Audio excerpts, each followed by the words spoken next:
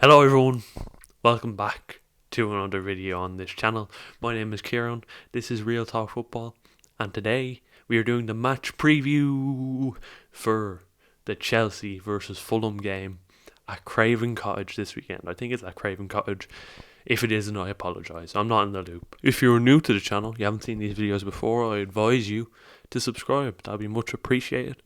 And you know, we're staying consistent, we're keeping things consistent, so yeah, this game is a big one. It's historically always been a big game for Chelsea. Fulham are the rivals down the road, on the Fulham Road, Stamford Bridge on the Fulham Road, Craven Cottage near enough to Fulham Road. So, you know, it's a very close proximity between these two clubs. They're sort of interconnected. Even we see Loftus-Cheek, Ola Aina, past Chelsea players going on loan or moving to Fulham because it's so close. It's always been a historic rivalry. I remember growing up and watching the likes of Clint Dempsey, Bobby Zamora, even Moussa Dembele used to play for Fulham at one stage, and they were a very good team. They did get into Europa at one point. I think they got to the final at one stage. So Fulham has always been a big club, and they always used to give us a game, whether it be at Stamford Bridge, Craven Cottage.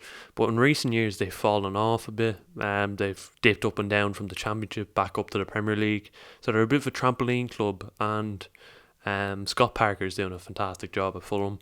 Hopefully, I wish Fulham the best because I would like for them to stay up. I think they're good for the Premier League. Frank Lampard specified there's no injuries going into this game, which is a good thing.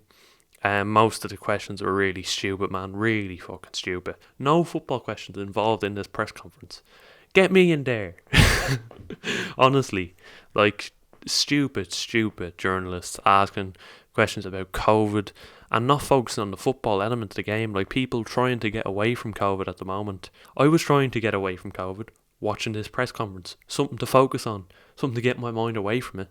And all it is journalists asking questions about COVID. Like, come on, do your bloody job. They are football managers. Ask them football questions. Thank you. Sorry, that's a bit of a tangent, but you know what I mean. Like, this shit annoys me. This is a game where I think we should play a more attacking, or experiment with a more attacking style of play. I think it would be good against Fulham. Their back four isn't exactly the most solid. Fulham are missing Loftus-Cheek for this game as well. He's a big player for them because he can't play against us, obviously. Look, they're going to put out a strong side. They're in quite good form. They're getting draws against the big clubs. So we cannot let them have a minute in this game. I don't want to see players pussyfooting out of challenges in this game. This is a London derby and we need to get stuck in from minute one. And fight for Frank Lampard's job. If Frank Lampard loses this game, he might be sacked. He may well be sacked. Players need to step up and play for this man's job. The lack of intensity in the last few games hasn't been good enough for this football club. The standards are too low. They need to go up to the ceiling again. And that's the way I feel about it anyway. So the starting lineup I've gone for would be Mendy in goal. I think, look, I don't have to explain this one. He's been the only keeper we can rely on this season. So Mendy in goal. Right back, Reece James. He looks to have returned from injury. I'd play him a right back again. Azpilicueta's been good when he's come in, but he's not as good going forward. And I think we need that for that game. And I think we need Reece James's crossing for this game specifically if you want to get the win.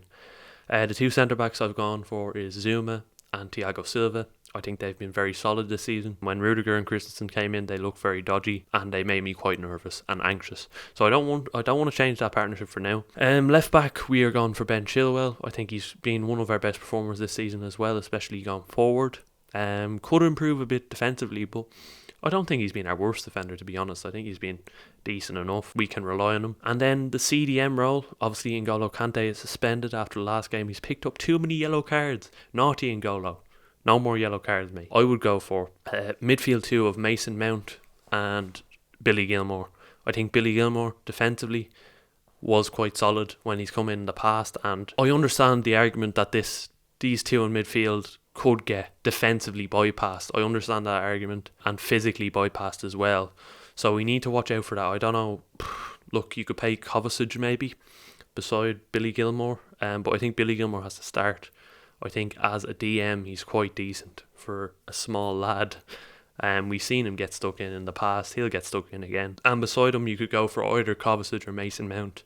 I would go for Mason Mount personally. The three in front, I will go Callum Hudson-Odoi.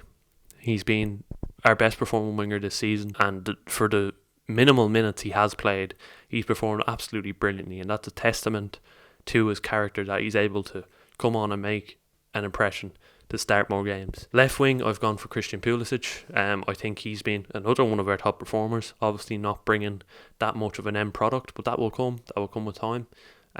Because he is a very talented player on the ball.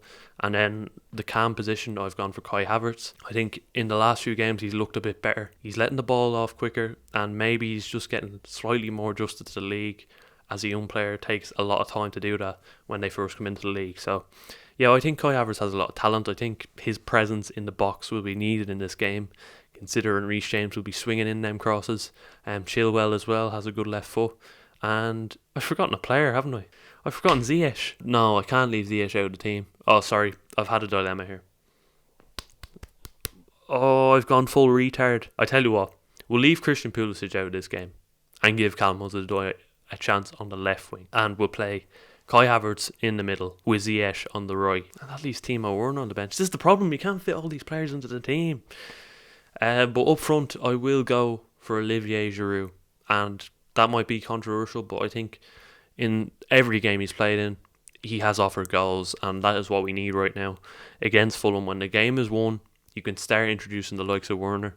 These players are going to be crossing a lot, so the likes of Giroud, the likes of Havertz's presence is needed in the box. And I think Werner's performance was good against Morecambe, and maybe he can build on that when he comes off the bench. But look, I've had a very difficult time selecting this lineup, and it's just the way it is. There's lots of players to choose from. And then the likes of Pulisic, Werner can be impact subs. They work very well against teams like Fulham, who might get a bit leggy, who don't quite have the squad depth. So yeah, but I think Giroud is our best performing out-and-out striker this season so far. So to leave him out of the team would be, for me, quite stupid, considering he's scored in every game he's played in. That was a big mistake on my part. I apologise for that.